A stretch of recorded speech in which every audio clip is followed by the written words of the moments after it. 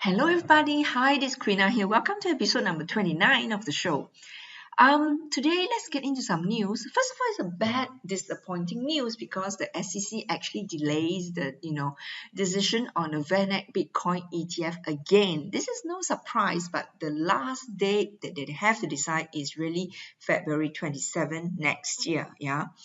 But again, it's no surprise that they are delaying the decision because basically, the SEC Commissioner Jay Clayton have actually come out time and again, in major crypto conferences to say that basically, they need more clarity, um, they need more developments in this space before they can actually, make an approval on ETF.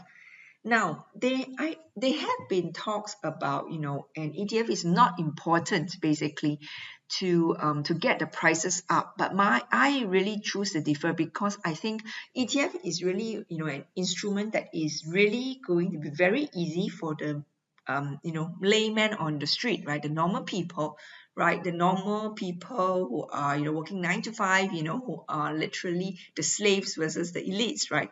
They are the one who are caught in the rat race. They are the one who will be very easy to get in through an ETF to actually get into this market because, and then, once an ETF is approved, I think this will definitely be appear in all the major news, which then mainstream news, which then will be known to everybody, investors, and that will definitely push the price up. The next rally, definitely, I believe it. So the fact that they are, continue to push it back, most likely by February next year, they're going to say no again, though. But I just think that this is another of those propaganda, or there's another also plan, right? That basically they still need more time for the rich and famous elites to actually try to get into the market first. That's really what I believe, right? So unfortunately, it is still not approved, and this news will basically be still highlighted in the mainstream that an ETF is not approved because the ETF is really easy because it's very low fees, so it's very, very easy for a layman to buy into. Now, right, a lot of the crypto funds are only open to people who are very rich because of the entry minimum investment size is like 50,000 USD or 25,000 USD. So those are really closed to a lot of laymen on the street, and first of all, they may not even know about it if they don't read a lot of crypto news. So definitely I see this as a bad news, but unfortunately that's how the world is. But hopefully through this channel and people who are listening or watching, please get this news out to your friends, your families, right? So then to make them more aware, right? This is going to come, but it's not yet, but it's going to come. And then really, but it's the rich people who are already buying because the crypto funds, there are many of them launching, in the last few weeks basically, and they're basically saying all the investors have been buying throughout this bear market. So yeah. Next up, Facebook will build most used product in crypto, right? This is basically a prediction made by Morgan Creek's Anthony Pompliano. So just to make clear, this is not a Facebook announcement, but basically he is saying that contrary to the expectation of some in the blockchain space, Facebook will eventually build the most used product in crypto. Why does he suddenly say that? It's because of Facebook continue to scale up or hire their team, expanding their team of blockchain, experts, blockchain specialists, software engineers to work on blockchain. It's not exactly clear what they are planning to do, but basically Anthony Pompliano is, making a prediction that, he said, I bet Facebook builds the most used product in crypto. Now, the thing is then, I'm not surprised as well because basically, right, if you have such huge reach like Facebook, which is like 1 billion, customers, right? And right, the first thing that they come to mind is they can rival, something like a Steemit, right? And if Steemit is up and coming, then this could potentially be a threat to Facebook, right? Which is not paying people for posting content. Whereas Steemit, STEEMIT, they are in their beta testing phase, but they are actually rewarding, users, normal people like you and me, just to post content, So yes, I agree as well that Facebook may just one day come up with something like a Facebook coin maybe, or who knows what they would name it, or Epic coin, right? That will just really, then if they say, I will reward um, people who post content and with, let's say, 1,000 likes or 1,000, share, and, then people will basically, a lot of people will flock to Facebook, right? So this might be just one of those things. And if Facebook were really onto this is again, it will really attract the people, the layman on the street, because they are still the one, who will be definitely using Facebook. So yeah, exciting things to come. Another thing is that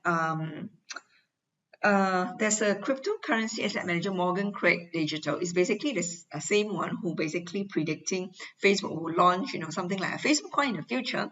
They're actually having a bet of $1 million that is crypto fund will outperform the S&P 500, and they're basically calling for, person who's going to take the other side of the bet.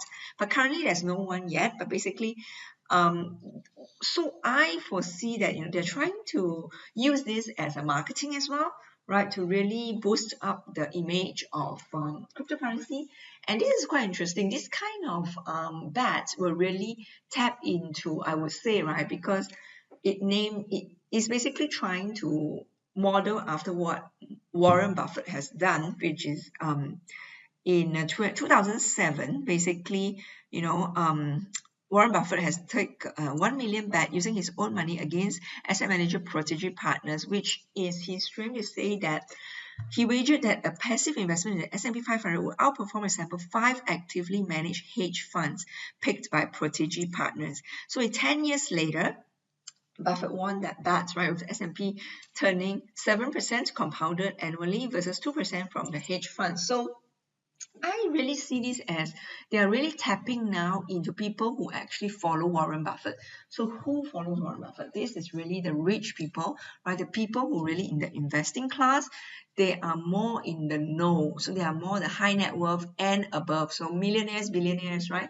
So again, I foresee that this news is really, they want to catch the attention of really these, rich and famous people again, right? So again, it's really going to be the rich and famous, unfortunately, who are going to buy into this asset first, right? Which, unfortunately, it again undermines the main principle of Bitcoin, which is the first cryptocurrency, because Bitcoin was actually meant to give back power to the normal everyday people. But unfortunately, right, the news has just been such that it has been controlled. And people just are not aware enough of, reaching out to other media. So then, basically I think it's unfortunate. But hopefully with YouTube, with all these everyday people talking about crypto, things will hopefully change, right? Or at least more and more people will come on board. But there's hope because in Switzerland, right, Gazprom Bank they're launching crypto services next year. So basically in Switzerland, you see banks actually partnering up with fintech startup Everlock and crypto Metaco to offer clients crypto services. So this is interesting basically because now, whenever there's a name bank associated with it, right, it will definitely give more assurance and also give more awareness, right? And definitely give them more awareness to the everyday people. So that's good, right? And unfortunately, of course, it starts from places like Switzerland, which is definitely more open. After all, they had already an exchange traded fund, right? It's already happening there. So definitely that this is good news because again, this should be a very positive for crypto general, because if banks are jumping on board, right? You know that definitely, why would they jump on board? It's because they definitely believe in the long-term potential of this, right? Banks have really very lot of smart people working for them. Yes. And lastly, you clearly see, and in the future, they're going to be definitely adoption was going to be definitely increased for cryptocurrencies, because in a very new recent survey that was done in US, 29%, almost 30% of freelancers wish to be paid in crypto, right? So this survey is conducted by humans.net. It's a job recruitment platform. Yeah. So 29% of freelancers would rather get paid in crypto over legacy systems and banks. How many freelancers they surveyed? 1,100. That's quite a big sample, right? 18% would like to receive all of their payments, 11% would at least receive a portion, so total up 29%, right? So why would they prefer Bitcoin? Because basically the current payment system is really inefficient, right? That's right, really what it is, right? PayPal and Western Union charge high confirmation fees in the range of 5 to 10%, yeah, which can be a lot for freelancers, right, who doesn't earn much. Whereas cryptocurrencies, just a very low, most likely less than 1% kind of fees, yeah. And of course, they talk about, unfortunately, I guess maybe a lot of the freelancers who are surveyed, they didn't know about. I'm sure one reason that's still stopping them is because of merchant adoption. How can they spend the cryptocurrency? But actually, there are solutions out there already, like mco.com. They have, crypto debit cards where actually you can just spend, at McDonald's, at Starbucks using cryptocurrency. Yes. So that's all it is. I really think things are moving in the right direction, but unfortunately, again, it is really just meant for the rich again. So thank you so much for watching, and hope to see you tomorrow. Have a great day, and yeah, live with a high energy, live with high passion. Thank you.